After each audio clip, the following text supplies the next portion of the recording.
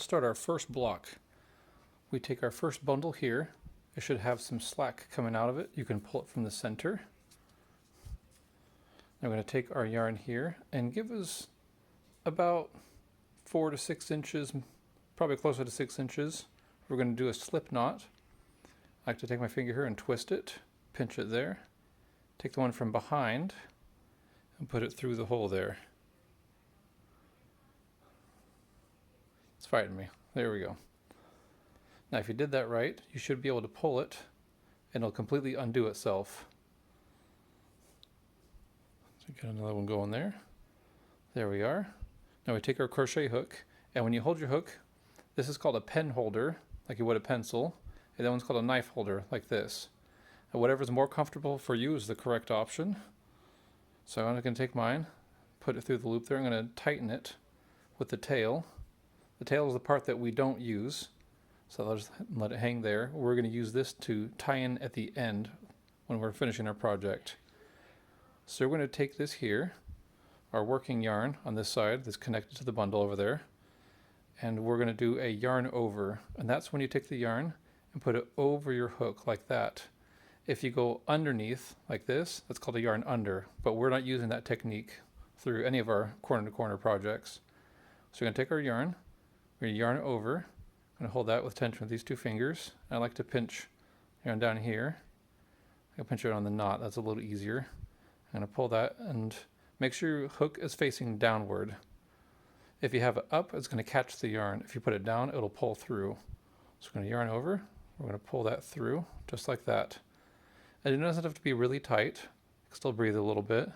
And yarn over, pull through. And see, I've made 2 of them. You can tell with these little V shapes. Those 2 right there, that's considered 1 stitch. So we'll go 1, 2, 3, 4, and yarn over, pull through, and that's 5. And we're going to do this quite a few times throughout our project, mostly on the sides. So what we're going to do now is something called a double crochet, and we want to do it through the 3rd stitch. You can count from the bottom, 1, 2, 3, or you can count from your hook here, 1, 2, 3. I prefer counting from the bottom because it's easier and that'll be more evident later in the project. But we'll do 1, 2, 3. And what we're going to do first is yarn over, and then we're going to put it through the top piece of the yarn here. So you go right between the V, so there's just one piece of yarn over your hook. We're going to yarn over again, pull through, and then we're going to yarn over again, pull through those 2, making sure not to go through the last one. So now we have 2 loops on our hook. We're going to yarn over 1 last time and pull through those 2. All right, we're going to do it 2 more times. So go yarn over, put it through there, yarn over, pull through, yarn over, through 2 of them, yarn over, through 2 of them. Okay, 1 last time. I'm going to yarn over. I'm going to put it through here. I'm going to yarn over. And remember that technique when we were chaining? We want to make sure that the hook is facing down, not up, because it'll catch. We want to have it just like that. Pull through, yarn over, pull through 2, yarn over, pull through 2. And that is our first block. Now we're going to do the same thing for our second block, almost identical. So we're going to chain 5, yarn over, pull through, that's 1, 2, 3, 4, and 5. And as you're doing this, make sure to give yourself some slack so you're not fighting this too much. Now we're going to do another 3 of the double crochets. We'll count not this stitch down here, but the first one coming out of it. So 1, 2, 3. So we're going to yarn over, go through that stitch, just to double check. 1, 2, 3, perfect. Yarn over, pull through, yarn over, pull through 2, yarn over, pull through 2. And we're going to repeat that another 2 times.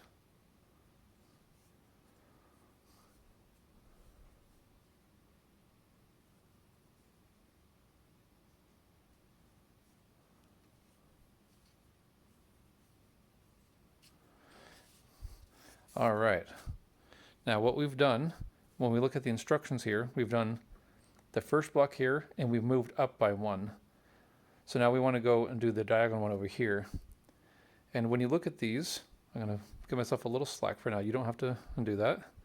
But every block has something I'm going to call an entry loop. And when we look at our yarn here, there's 1 double crochet, another one, and the third one. But we left ourselves a chain that we skipped a little bit earlier. And it's that empty space right there that I'm going to call the entry loop. And we're going to use that a lot during this project for corner to corner. So I can put my crochet hook back in there. Now this part, I need this part to be touching this. So I could literally just fold this way, give it a little twist like that, and I can put my hook right through the entry loop. So you should look something like this. Now we're going to do something called a slip stitch to combine these together. And I'm going to yarn over, pull through, and there's no more yarning over. You just pull that through the other loop. And at this point I would pull a little tight, not too tight, just firm. And that combines our 2 blocks to each other. And now we're in the right spot to do that third block right down here. And this one's going to be a little different. Now we're going to be using the entry loop to go inside of instead of chaining 5. So instead, we're just going to chain 2, 1, 2, and we do that because that's about the same height as a double crochet, so it gets us at the same point when we want to make the next one. So we're going to do a double crochet. We're going to yarn over. Now we're going to go through the entry loop, go through there, yarn over, pull through, yarn over, pull through 2, yarn over, pull through 2. And then we're going to repeat that 2 more times. And I find it helpful sometimes to grab that double crochet and kind of scoot it a little to the right, kind of make it flush with the other one. All right, we're going to do another double crochet, yarn over, through the entry loop, yarn over, pull through, yarn over, through 2, yarn over, through 2. Give myself a little slack again. And we're going to do that last double crochet.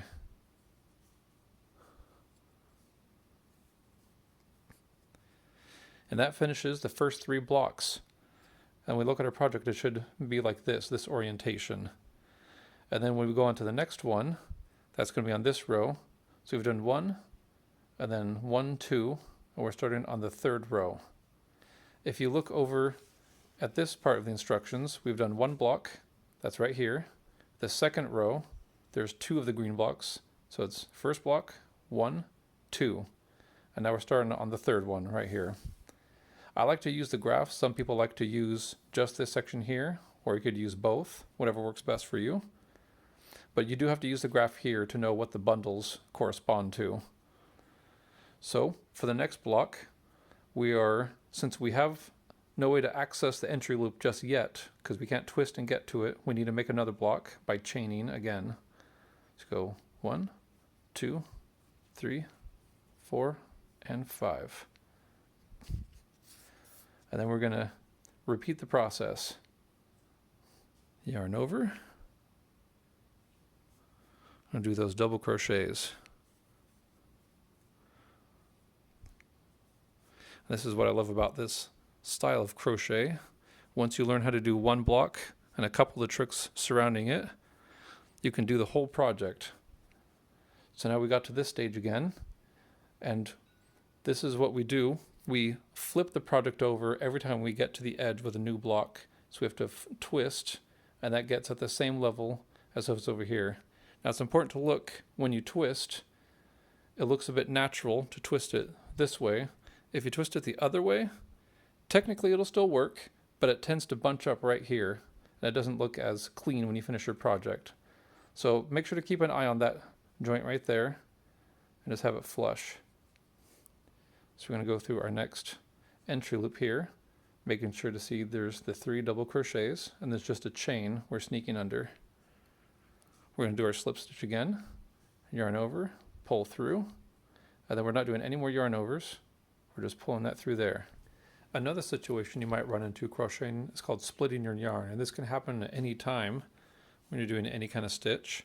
So let's say you're coming around here, and you try and come through, and you get right in between the stitches there, and it doesn't quite pull through all the way.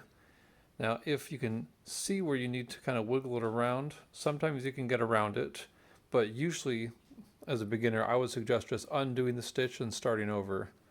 So just getting rid of that, you can pull it here like this until it comes back taut to that, and just start your stitch over again.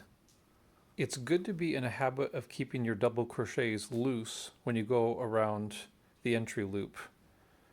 So when you come in here, you do your yarn over, you come underneath in the entry loop, yarn over.